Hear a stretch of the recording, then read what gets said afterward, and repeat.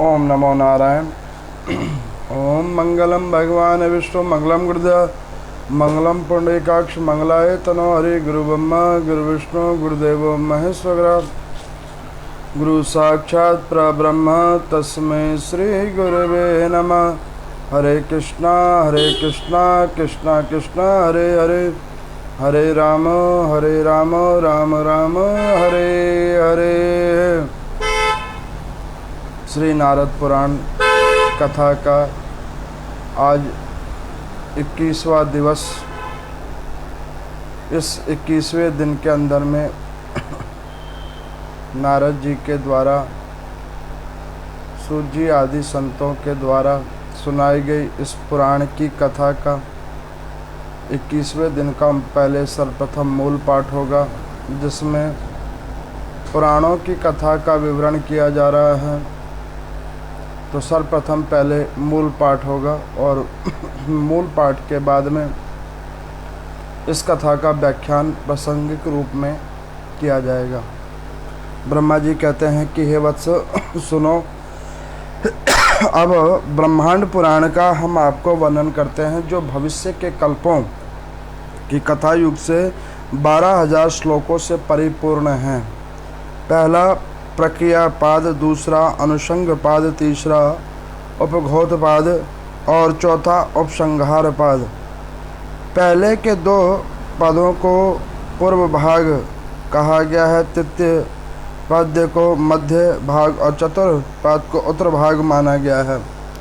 इस कथा के अंदर में पूर्व भाग की प्रक्रिया में हिरण्यगर्भ की उत्पत्ति, लोक रचना, विषय वर्णित, पूर्व भाग आदि में प्रक्रिया वर्णन, दूसरे भाग के अंदर में कल्प मनमंत्रों की कथा, रुद्र सृष्टि वर्णम, ऋषि संग, अग्र विजय, काल संभव, मैथुन क्रिया, मैथुन लोकिन, देवग्राह कीर्तन, भगवान शिव नीलकंठ के नाम पढ़ने के कथन, अमावस्या का वर्णन, युग निरूपण, यज्ञ आदियों का काल वर्णन, ऋषिवर वर्ण, वेदव्यासन वर्णन, स्वयंभू मनमंत्रों का निरूपण।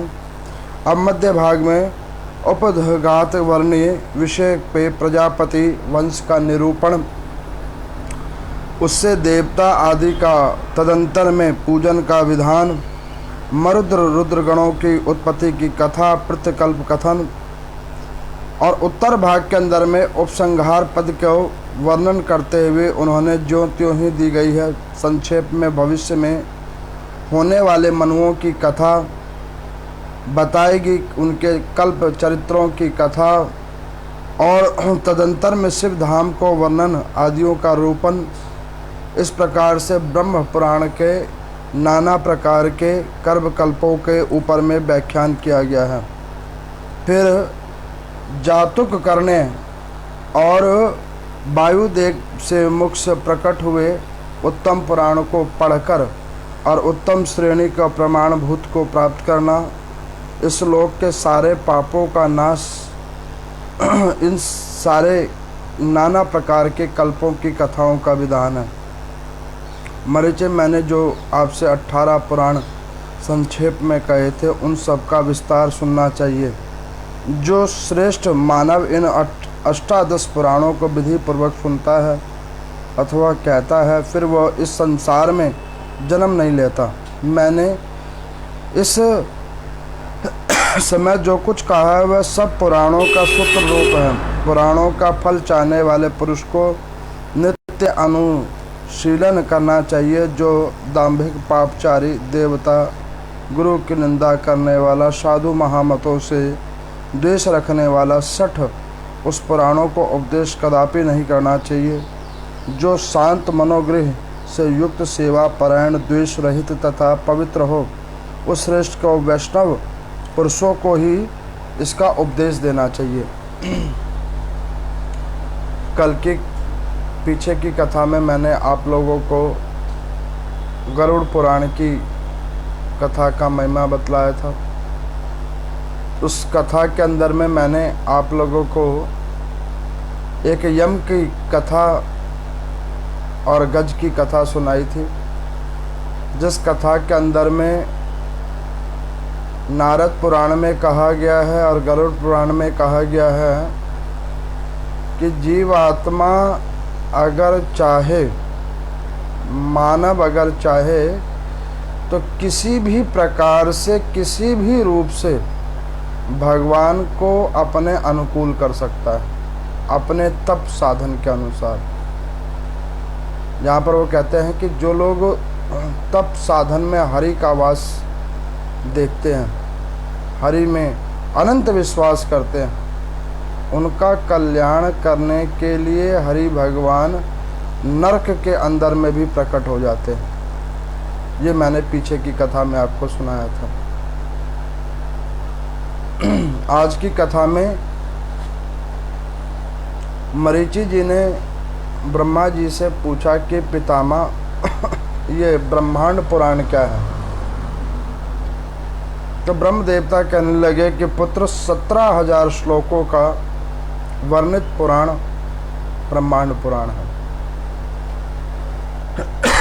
ये वो पुराण है जिसमें हिरण्यगर्भ से उत्पत्तित पृथ्वी और पृथ्वी के साथ साथ 14 भुवन, जिसके ऊपर में नारायणी कृपा हो रही है, उसकी एक कथाएं हैं इसके अंदर में।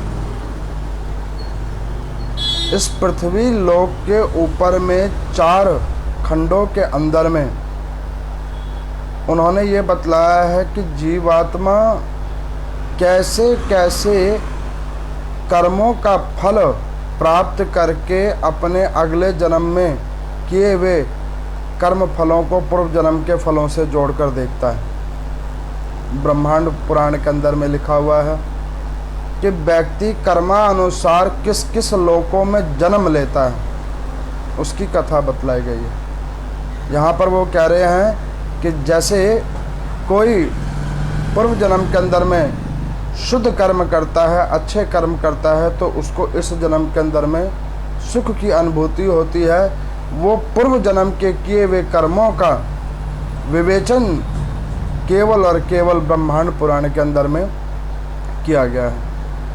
अब आज की कथा के अंदर में जब ये प्रसंग सुनाने लगे कि प्रभु पूर्व जन्म के किए हुए कर्मों का फल व्यक्ति इस जन्म में भोगता है, तो इसके ऊपर में कोई प्रासंगिक तौर पर कोई व्याख्यान कीजिए।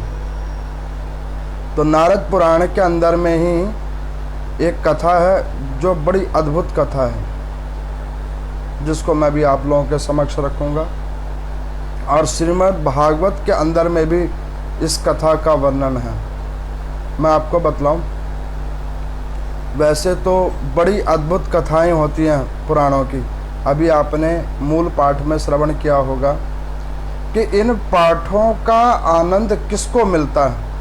इस पाठों का आनंद केवल और केवल उन लोगों को मिलता है जो पूर्ण वैष्णव है, जो अपने आप में वैष्णव है और हरि के अंदर में अनंत अनंत विश्वास और निष्ठा करते हैं, उनका नाम संकीर्तन करते हैं। उन्हीं को इन कथाओं के अंदर में आनंद मिलता है।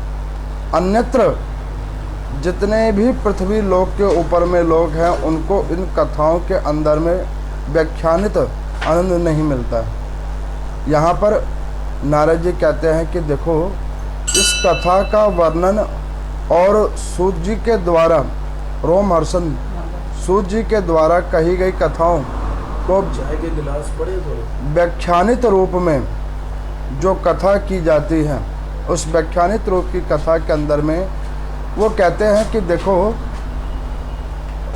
जो भगवान के निमित्तार्थ, भगवान के अनुरूप होकर चलता है, उन्हीं को पुराण की कथा का भी श्रवण करने का फल मिलता है।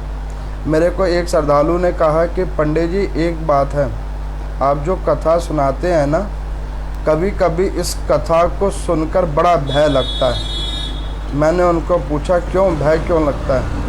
वो ये कह रहे कि पंडित जी सुन लेने के बाद में भय इसलिए लगता है कि जो हम दैनिक रूप में कर्म कर रहे हैं, उन कर्मों को भोगने के बाद हम किस योनियों में जाएंगे, उसको सोचकर बड़ा भय लगता। तो मैंने उनको कहा कि देखो, भय करने की ज़रूरत नहीं है। आप कथा जब सुन रहे हो तो उस कथा के अंदर में मैं आप लोगों को बीच बीच में ओम नमो नारायण का जाप भी तो करने के लिए कह रहा हूँ। मैं बीच बीच में कथा के साथ में कई बार आप लोगों से ओम नमो नारायण का जाप भी तो करवा रहा होता हूँ। क्यों?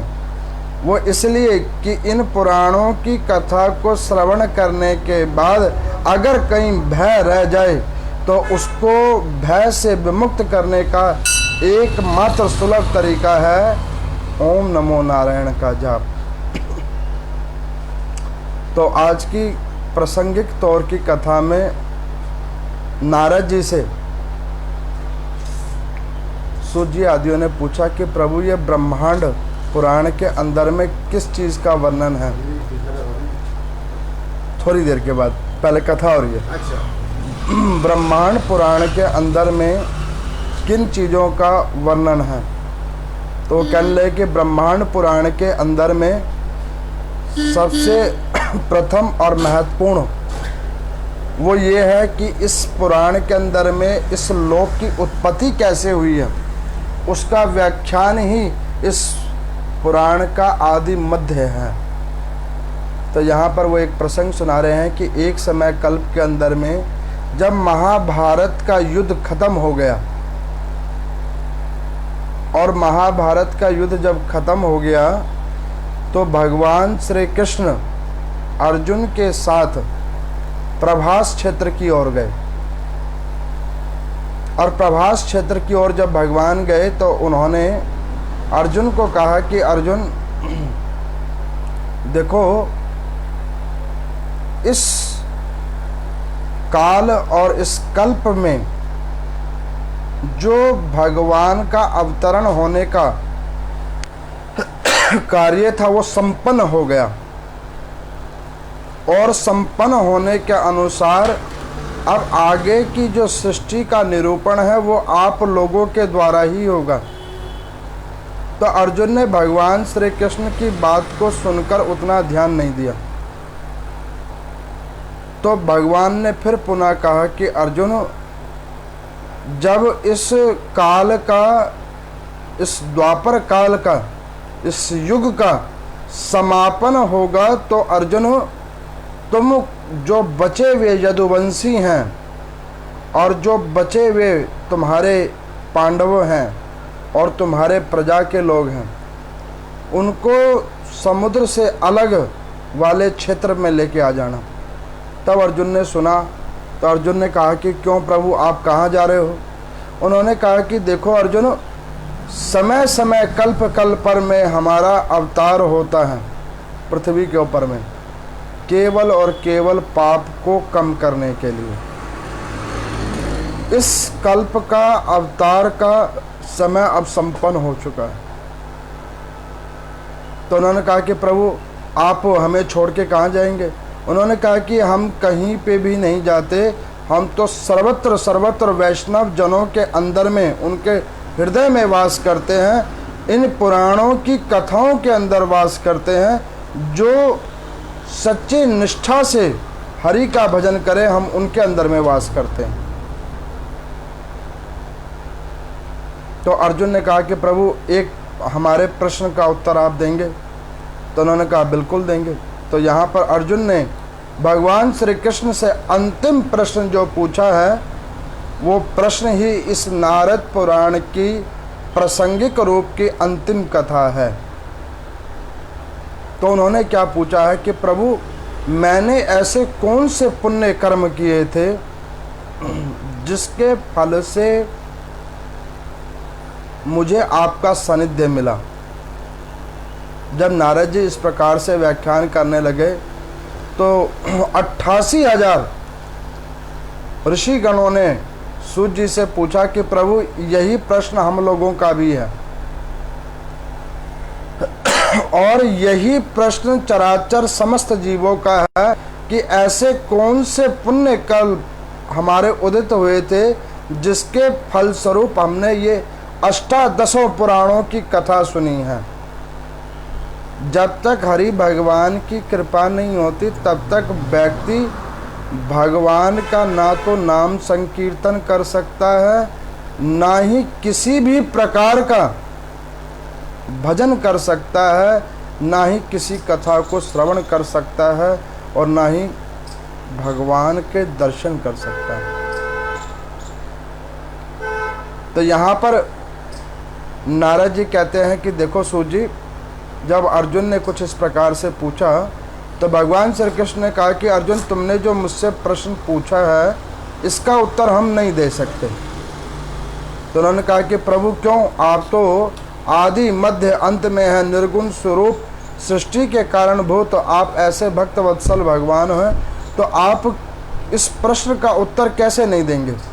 तो उन्होंने कहा कि देखो, इसका उत्तर ना देने का एक सर्वोत्तम तरीका यही है कि जो हो रहा है उसमें मूलभूत प्रकारेण रूप से हम विद्यमान हैं, और उसमें जो भी कोई क्रियाकल्प आदि कर्मों का विवेचन होता है वो सब जीवात्मा करता है और उसको भोगता है। तो यहाँ पर वो कहने लगे कि देखो अर्जुन, इस प्रश्न का उत्तर वो केवल और केवल तुम्हारे को इसी प्रभास क्षेत्र के अंदर में बैठे हुए एक संत हैं, जो इस प्रभास क्षेत्र के एक कोने के अंदर में बैठे हुए हैं, तुम उनके पास जाओ और उनको जाकर निवेदन करो, और वही तुम्हारे को इस प्रश्न का उत्तर देंगे। ये सुनने के बाद में वहाँ पर वो उन मुनि का व्याख्यान सुनने के बाद में उस क्षेत्र के ऊपर में वो गए हैं, और वहाँ पर उन्होंने खोजना ढूंढना प्रारंभ किया है। और खोजने ढूंढने के बाद में उन्हें एक संत मिले हैं, जो वो यज्ञ के अंदर में डली हुई हवियों को, सामग्रियों को, जो उसका अवशेष था उसको वो भक्षण कर रहे हैं, और नेत्रों से उनके जल गिर रहा है। इस कल्प को देखकर अर्जुन बड़े विस्मित हुए, और उन्होंने जाकर उन मुनि को प्रणाम किया और उन मुनि को कहा कि हे महात्मन, कृपा करके आप हमें बतलाइए कि आप जो इस प्रकार से यज्ञ की हवि जो डली हुई है, यज्ञ की जो हवि डली हुई है, उसको आप क्यों ग्रहण कर रहे हैं। तो उन्होंने कहा कि प्रभु, उस यज्ञ की हवि को आप ग्रहण कर रहे हैं और नेत्रों आपके सजल हुए पड़े हैं, और मैं आपके दर्शन को आया हूं और आपसे एक प्रश्न पूछना चाहता हूं। तो उन्होंने कहा कि पूछो, आप क्या पूछने के लिए आए हो और क्या प्रश्न हमसे पूछना चाहते हो।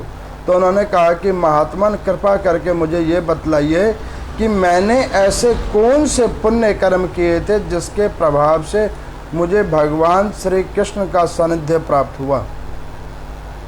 तो उन्होंने कहा कि भैया, इस प्रश्न का उत्तर तो मैं देने में असमर्थ हूँ। एक काम करो, आप यहाँ से कुछ दूर एक आदिवासी का क्षेत्र है, वहाँ पर एक बच्चा जन्म लेने वाला है, उस बच्चे से आप ये प्रश्न पूछो। अर्जुन अब वहाँ पर भागते हुए लोगों से पूछते पाछते उस आदिवासी क्षेत्र के अंदर में पहुँचे, घोर जंगल में पहुँचे। वहाँ जाकर उन्होंने किसी आदिवासी से पूछा, और उन्होंने कहा कि यहाँ पे अभी प्रसव पीड़ा में कौन सी महिला है और किसके यहाँ पे संतान होने वाली है। तो किसी ने उस क्षेत्र के मुखिया का नाम बतलाया कि यहाँ पर ये बच्चे का जन्म होने वाला है।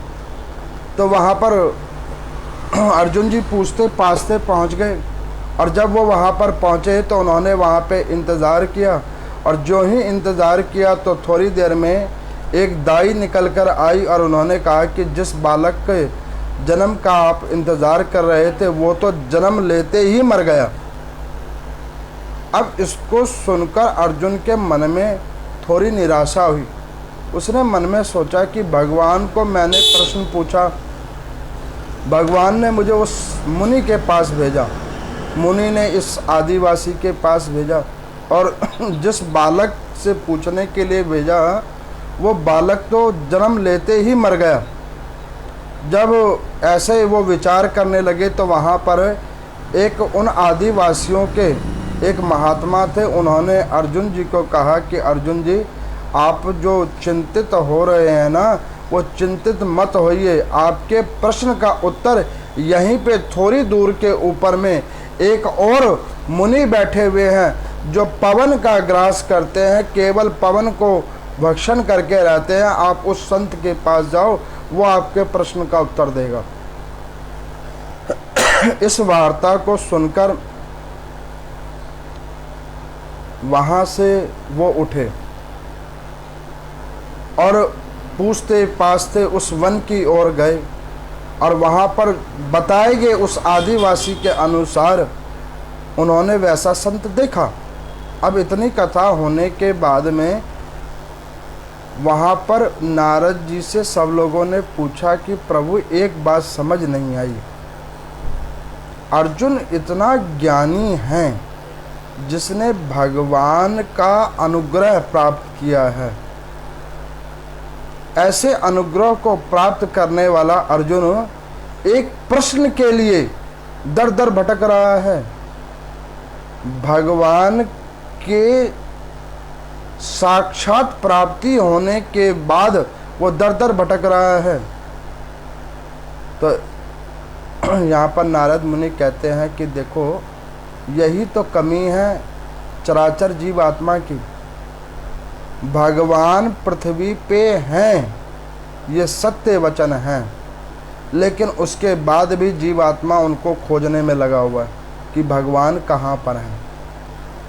मन कह रहा है कि भगवान यही हैं, आत्मा कह रही है कि परमात्मा यही हैं, लेकिन हम फिर भी खोजने में लगे हुए हैं कि भगवान कहाँ हैं, किधर है परमात्मा। और वो खोजते खोजते ही हमारा जीवन निकला जा रहा है। हम ये भी जानते हैं कि किस भजन को करने से प्रभु की प्राप्ति होगी, कौन से तप यज्ञों साधनों को करने से हरि की प्राप्ति होगी, लेकिन उसके बावजूद हम उनको नहीं देख रहे हैं, उनके ऊपर नहीं विचार मंथन कर रहे हैं। नाना प्रकार के संप्रदायों में जाकर, नाना प्रकार के तीर्थाटनों में जाकर, नाना प्रकार के गुरुजनों के पास में जाकर केवल और केवल हम किनको ढूंढ रहे हैं कि भगवान किधर हैं। आपको मैंने सूरदास जी का चरित्र सुनाया था। वो कहते कि प्रभु इन आँखों से दिखता नहीं है, ये बिल्कुल सत्य है, लेकिन जो अंदर की मेरी आत्मा के जो दो नेत्र हैं वो उस परमात्मा को जरूर देखते हैं।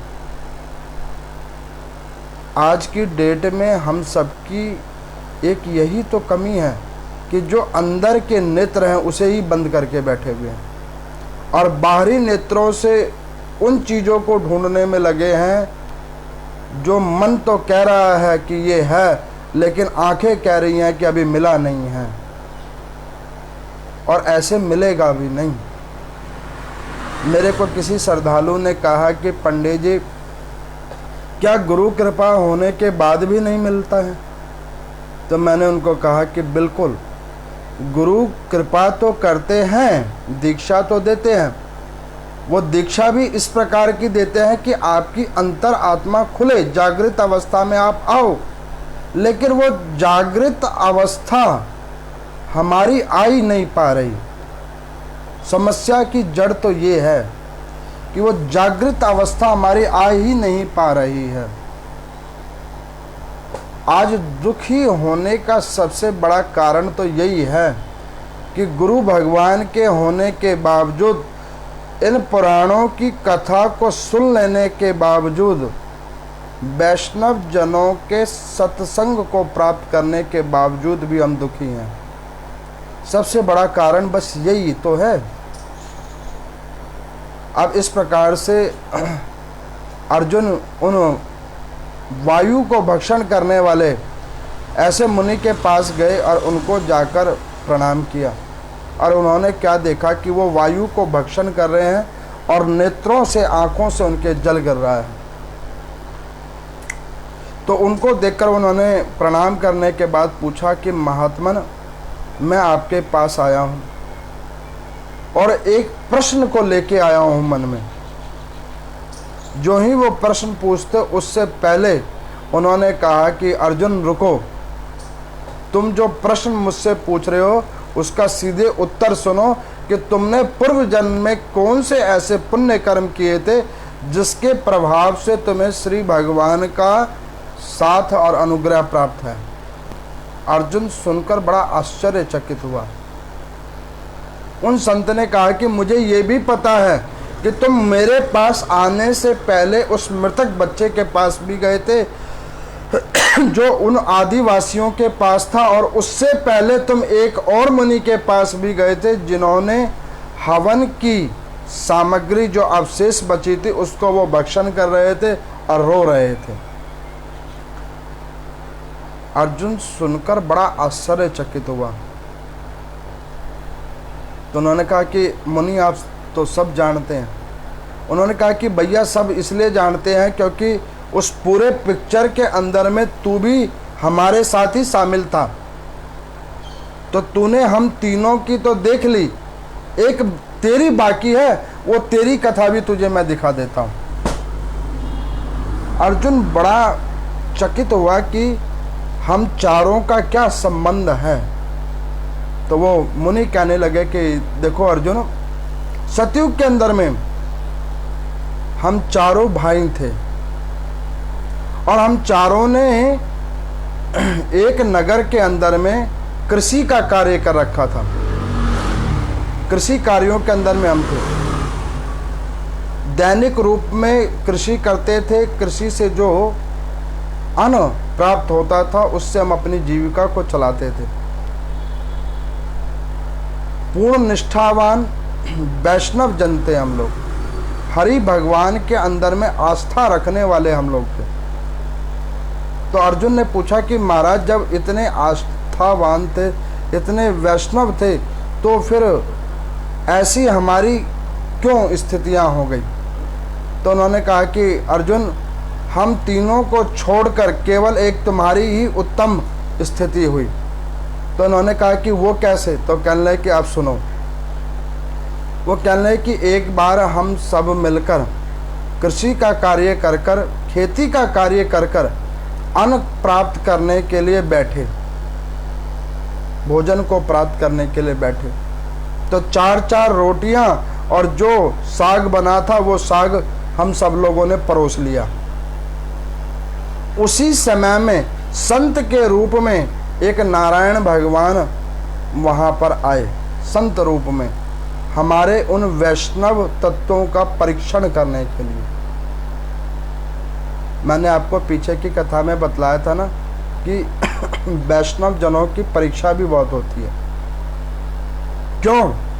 वो इसलिए क्योंकि भगवान उसे सबसे सुपीरियर बनाना चाहते हैं, सबसे उत्तम स्थान देना चाहते हैं, इसीलिए उनकी परीक्षण भी बहुत ज़्यादा होती है।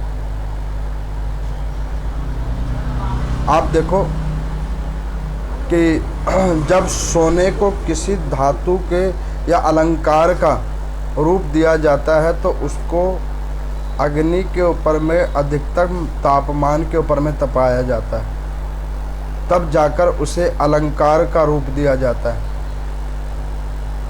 बगैर तपाए हुए वो स्वर्ण निखर के नहीं आता और ना ही किसी अलंकार का वो रूप ले पाता है।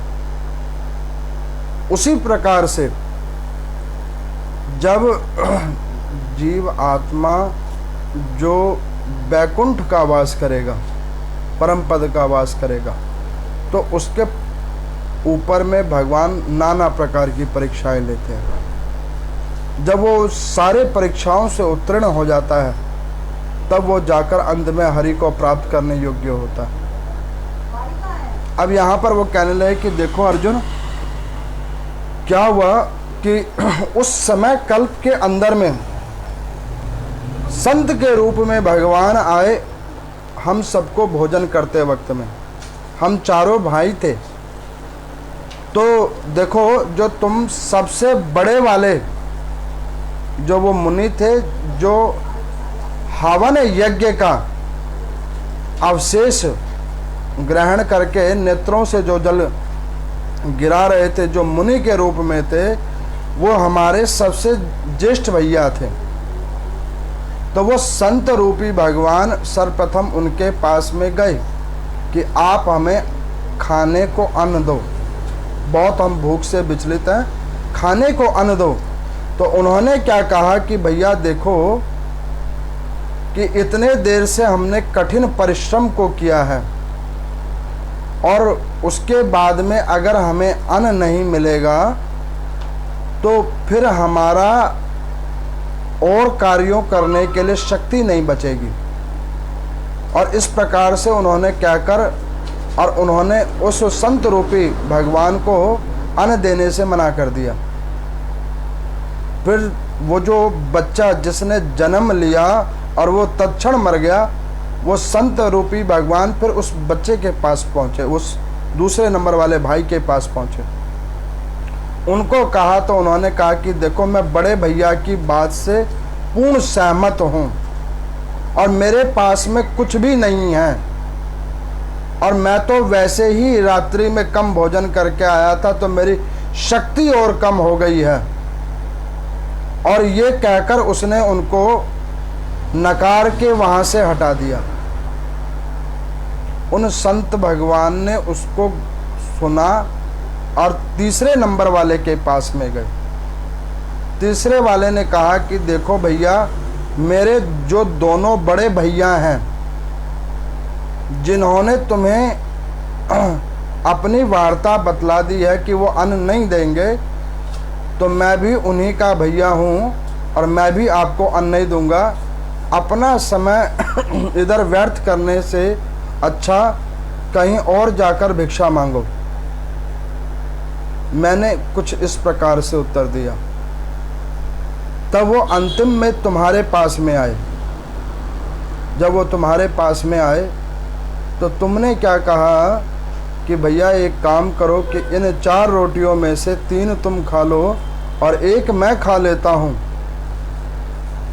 और मेरा भी कार्य हो जाएगा और तुम्हारी भी सुधा मिट जाएगी और ऐसे ही तुम भी अपने गंतव्य पे पहुंच जाओगे और मैं भी अपने इस कार्य को संपन्न करके घर पे चला जाऊंगा और अंत में फिर मैं पुनः भोजन कर लूँगा। और वो हरि भगवान जो संत के रूप में आए हुए थे, वो तुम्हारे ही हाथों का वो अन्न लेकर चले गए और हम तीनों के द्वारा किए गए कर्मों का फल हमें वो दे गए। तो जो बड़े भैया थे उन्होंने जो अपनी बात रखी कि भैया देखो हम इतने देर से परिश्रम कर रहे हैं और अगर अब हमें अन्न नहीं मिलेगा तो आगे का कार्य कैसे होगा, हमारी शक्ति कम हो जाएगी। वो वैष्णव थे इसलिए उन्हें मुनि का जन्म मिला, लेकिन उन्होंने अपना भाग जो नहीं दिया, उस भाग को ना देने के कारण भगवान ने उन्हें जन्म तो मुनि का दिया लेकिन भक्षण के लिए केवल और केवल यज्ञ के अवशेष ही दिए और नेत्रों को सजल इसलिए करवाते रहे कि ताकि तुम अपने कर्मों को भोगते रहो। इस कथा को ध्यान करके आप देखते होंगे जीवन में क्या होता है, कई लोगों को हरि भगवान की बड़ी कृपा होती है। ये चारों आदमी जो हैं ये और कोई नहीं, हमारे जीवन से ही जुड़े हुए लोग हैं। आप देखते होंगे ये कई लोग होते हैं कि भगवान की बहुत कृपा होती है, इतनी कृपा होती है कि पैसे रखने की जगह नहीं है लेकिन भोगने वाला कोई नहीं है। वो खुद भी नहीं खा सकता लेकिन पैसा बहुत है, वो पैसा ही उसके ऊपर विषाद का रूप ले लेता है। अब दूसरे प्रकार के लोग हैं जो वो बच्चा जो मर गया है, व्यक्ति जोड़ रहा है लेकिन जो ही भोगने का समय आया तो वो भोगने से पहले ही मर गया। वो जोड़ के किसी और को देके चला गया। ये दूसरे प्रकार के लोग हैं। तीसरा प्रकार, अब खाने वाले तो सब है लेकिन भाग्य में कुछ है नहीं तो खाएं कहां से। खूब मेहनत कर रहे हैं, खूब परिश्रम कर रहे हैं, लेकिन 2 वक्त की रोटी भी बड़ी मुश्किल से मिल रही है, पवन ही भक्षण करके रहना पड़ रहा है।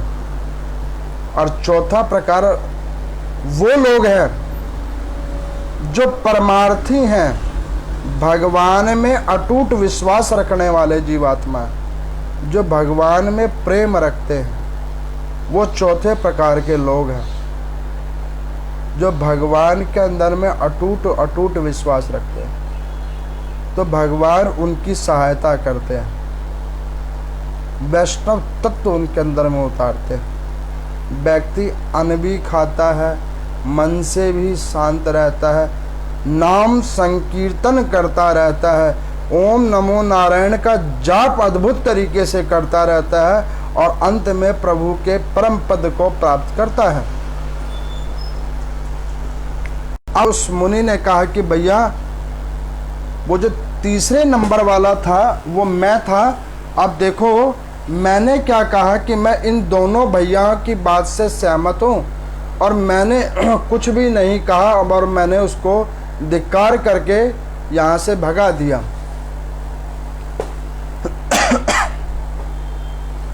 जब ये कहा कि धिक्कार करके भगा दिया, तो देखो भगवान ने मेरे साथ क्या किया। संत तो बनाया, भगवान का भजन मैंने खूब किया था, संत तो बनाया, लेकिन केवल वायु भक्षण करने वाला, हवा के ऊपर जीने वाला।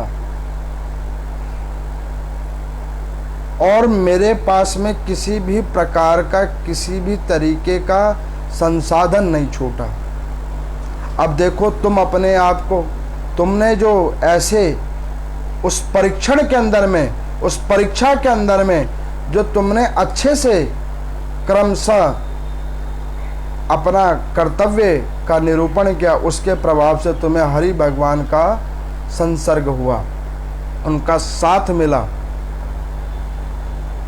अर्जुन को वो यहाँ पे कह रहे हैं कि अर्जुन, बड़े पुनित कर्म होते हैं व्यक्ति के, जब उसको किसी संत का सत्संग मिलता है, किसी गुरुजनों की कृपा मिलती है, किसी ऐसे वैष्णव व्यक्तियों का साथ मिलता है, जब बड़े पुण्य कर्म उदित होते हैं। अर्जुन ये देखो कि तुम्हारे इतने पुण्य कर्म उदित थे कि जो तुम्हें भगवान का साथ मिला। अर्जुन ने सुना, बड़े विस्मित हुए, बड़े विस्मित हुए। तो यहाँ पर अर्जुन ने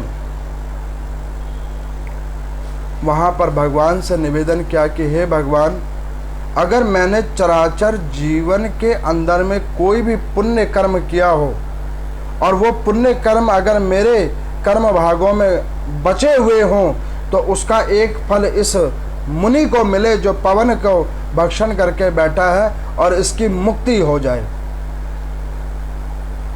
उसी समय गरुड़ के ऊपर भगवान नारायण आए और उन्होंने उस पवन को भक्षण करने वाले व्यक्ति को मुक्त कर दिया।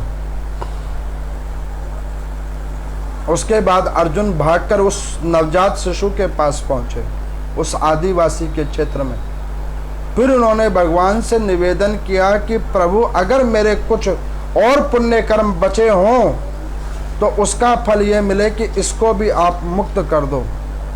गरुड़ भगवान वहाँ पे भी प्रकट हुए, भगवान नारायण, उन्होंने वहाँ पर उस दूसरे जीव को भी मुक्त कर दिया, परम पद को ग्रहण करवाया। अब वो आए सर्वप्रथम वाले के पास, वहाँ पर जाकर भी अर्जुन ने यही निवेदन किया और भगवान श्री हरि वहाँ पर भी आए और उस मुनि को भी मुक्त कर दिया। जब उस मुनि को भी मुक्त कर दिया और वो भी बैकुंठ का वासी हो गया, तब अर्जुन आते हुए भगवान श्री कृष्ण के पास में आए, उस प्रभास क्षेत्र के अंदर में। जब वो प्रभास क्षेत्र के अंदर में आए तो भगवान श्री कृष्ण ने कहा कि अर्जुन, तुम्हारे द्वारा पूछे गए प्रश्नों का उत्तर मिल गया? तो उन्होंने कहा कि हाँ प्रभु, मेरे द्वारा पूछे गए प्रश्नों का उत्तर मुझे बड़े अच्छे और सटीक तरीके से मिल गया। तो उन्होंने कहा कि अर्जुन, जब तुम्हें तुम्हारे प्रश्नों का उत्तर सटीक तरीके से मिल गया तो अब मैं भी तुम्हें छोड़ के जा रहा हूँ। उन्होंने कहा कि प्रभु क्यों, अब आप मुझे छोड़कर क्यों जा रहे हो? उन्होंने कहा कि अर्जुन, तुमने जो इतने समय कल्पों तक अर्जित किए हुए पुण्य कर्म थे वो उन तीनों की मुक्ति के लिए तुमने प्रयोग कर लिया, और जो ही तुम्हारा पुण्य कर्म खत्म हो गया तो अब तुम्हारे भाग्य में हमारा दर्शन और सानिध्यता का भी भाग खत्म हो गया। अर्जुन रोने लगा, कहने लगा कि प्रभु, अच्छा तो ये होता कि मैं अपने पुण्य कर्मों को उनको ना देता और आप मेरे साथ होते। यहाँ पर नारद मुनि कहते हैं कि देखो सूत जी, संत इसी को कहते हैं जो अपने भी पुण्य कर्मों को दूसरों में बांट दे, परमार्थ के लिए बांट दे कि भाई किसी का उद्धार हो जाए। तो सूत जी ने कहा कि महात्मन, ये बात तो बिल्कुल ठीक है कि संत ऐसे ही होते हैं, लेकिन अर्जुन को क्या मिला कि भगवान का जो सानिध्य था उसको प्राप्त हुआ था, वो भी उसको अब छूट गया अपने पुण्यों को देने के बाद। तो नारद जी ने कहा कि नहीं नहीं, ऐसा नहीं हुआ। वो कहने लगे कि देखो, उसने जो अपने पुण्य कर्म जो परमार्थ के लिए दान में दे दिए, उसके फलस्वरूप जब अर्जुन ने अपना शरीर का त्याग किया तो भगवान ने अर्जुन को अपने समक्ष बैकुंठ का वास दिया, बैकुंठ के अंदर ही में रख लिया। मेरे को एक व्यक्ति ने पूछा कि पंडित जी, बैकुंठ के अंदर में कितनी जगह होती है? आप जितनी कथा सुनाते हो उसमें सबको बैकुंठ का ही वास मिलता है, तो बैकुंठ में कितनी जगह होती है? मैंने उनको बोला कि भैया आपने क्या सोच लिया, ये जो भारत का जो दिल्ली का क्षेत्र है, पश्चिम बिहार का, जो छोटे छोटे फ्लैट मकान बने हुए, क्या इतनी जगह होती है बैकुंठ में? बैकुंठ के अंदर में अनंत अनंत जगह होती है और शरीर सूक्ष्म होता है। इतना सूक्ष्म शरीर होता है कि जितने लोग आप अभी पृथ्वी के ऊपर में पशु पक्षी जलचर मानव देख रहे हो ना, इन सबको कई हजार गुना जोड़ देंगे, उतनी जगह केवल बैकुंठ के अंदर में है, और इतनी ही जगह स्वर्ग के अंदर में है, और इतनी ही जगह नरक के भी अंदर में है। अब आप सोच लो कि भीड़ कहाँ होती होगी। तो सबका जगह भगवान पहले निर्धारित करके रखे हुए हैं, वो हरि के अंदर से निकले हुए हैं और हरि में ही व्याप्त हो जाते हैं। अब भगवान ने अर्जुन को कहा कि अर्जुन देखो, तुम घबराओ मत, अब हमारा इस कल्प के अंदर में जो आने का प्रयोजन था वो पूरा हो गया, और मैं इंतजार कर रहा था अर्जुन कि तुम्हारे पुण्य कर्म कब खत्म हो और उसके बाद हम अपने लोक को जाएं। तो अब देखो अर्जुन, तुम्हारे पुण्य कर्म फल जो भी थे वो पूर्ण हो गए, और मुझे भी इस युग का समापन की ओर जाना है, और तुम्हारे कर्म को समर्पित करके और पूर्ण करके अब मुझे भी अपने पुनः अपने बैकुंठ में जाना है। अब यहाँ पर अर्जुन रोता हुआ भगवान श्री कृष्ण की ओर देखता रहा, और भगवान श्री कृष्ण प्रभास क्षेत्र के अंदर में गए। उन्हीं की इच्छा से एक बहेलिए को उन्होंने मार्गदर्शन दिया, उसने तीर चलाया, भगवान के पाँव में तीर लगा और भगवान ने अपने शरीर का विसर्जन कर दिया। अब यहाँ पर कई लोग पूछते हैं कि भगवान का शरीर विसर्जन कहाँ हुआ? जैसे सरयू के अंदर में श्री रामचंद्र जी का शरीर का विसर्जन हुआ है, ऐसे भगवान श्री कृष्ण का प्रभास क्षेत्र के अंदर में हुआ। और भगवान कहीं गए नहीं, भगवान इन पुराणों के अंदर में जाकर बैठ गए। भगवान उन संतों की वाणी के ऊपर में आकर बैठ गए। भगवान उन वैष्णवों के हृदय में जाकर वास करने लगे जो भगवान श्री हरि के अंदर में पूर्ण निष्ठा और विश्वास रखते हैं। तो यहाँ पर नारद जी कहते हैं कि इस कथा के अंदर में आपको पता लगा कि ब्रह्मांड पुराण के अंदर में क्या है। तो उन्होंने कहा कि हाँ प्रभु, पता लग गया कि लोग कैसे पूर्व जन्मों के कर्मों को करते हैं और फिर इस जन्म में आते हैं। बस भगवान क्या करते हैं कि पूर्व जन्म की वो वार्ताएं हमें विस्मरण करा देते हैं। वो कुछ इसलिए ताकि उन पुरानी बातों को याद करते हुए आपका ये जीवन खत्म ना हो जाए, इसलिए। और वो फिर आपको एक नए सिरे से अवसर देते हैं कि ओम नमो नारायण का जाप कीजिए, अद्भुत जाप कीजिए, अपना कल्याण कीजिए, संत गुरुजनों के कृपा आशीर्वाद को प्राप्त कीजिए, अपने इस कल्प के शरीर को जितना हो सकता है उतना साधन कीजिए और साधन करने के बाद में इन कर्मों को, बंधनों को भोगते हुए अंत में वैकुंठ का वास कीजिए। और मैं तो कई बार कहता हूँ कि ये पुराणों की कथा सुनाने का, आपने मूल पाठ में भी सुना ना कि इस कथा को सुनने का फल किसको प्राप्त होता है। इस कथा को सुनने का फल केवल और केवल उन्हीं लोगों को प्राप्त होता है जो सच्चे निष्ठा के साथ इन कथाओं में विश्वास रखें, जो सच्चे निष्ठा के साथ इन पुराणों में विश्वास करे, केवल उन्हीं को इसका फल प्राप्त होता है।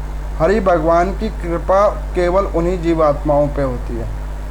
तो मेरा कहने का अभिप्राय, जो आप सब लोग इस कथाओं को सुन रहे हो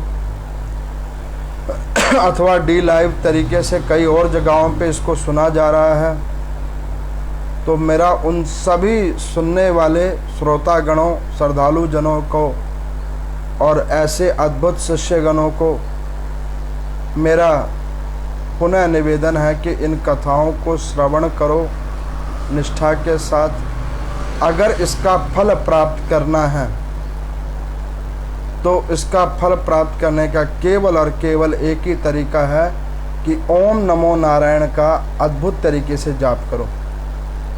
मेरे को किसी यहीं पे श्रद्धालु ने पूछा कि पंडित जी, इस पुराणों की कथा के अंदर में आपने ओम नमो नारायण के जाप की महानता बतलाई है, दैनिक रूप में आप यही सुना रहे हैं, क्या इसको जाप कर लेने से, स्मरण कर लेने से हमें हरि की प्राप्ति होगी? मैं क्या, देखो, संशय रहित होकर जाप करो, जरूर प्राप्ति होगी हरि भगवान की। मैं आपको, देखो, जैसे कई लोग कहते हैं कि ये उपाय कर लो, तुम्हारे भाग्य के अनुसार होगा कि नहीं होगा वो तुम्हारा भाग्य है, उसकी कोई वो गारंटी नहीं देते। लेकिन आप मेरे से किसी भी श्वेत पत्र के ऊपर में लिखवा लो और मैं आपको पूर्ण गारंटी देता हूँ कि जो लोग भाव निष्ठा तरीके से ओम नमो नारायण का जाप करते हैं उनको हरि भगवान का अनुग्रह अवश्य अवश्य प्राप्त होगा। आपने जितना भी भजन किया होगा, जितना भी संकीर्तन किया होगा, उसका फल आपको अवश्य और अवश्य मिलेगा। तो इस लेके अच्छे तरीके से, पूर्ण भाव निष्ठा के तरीके से ओम नमो नारायण का जाप कीजिए, अपने इस शरीर को इस पापी कर्म बंधनों से मुक्त कीजिए और अपने आगे की यात्रा को सुगम कीजिए। ओम नमो नारायण।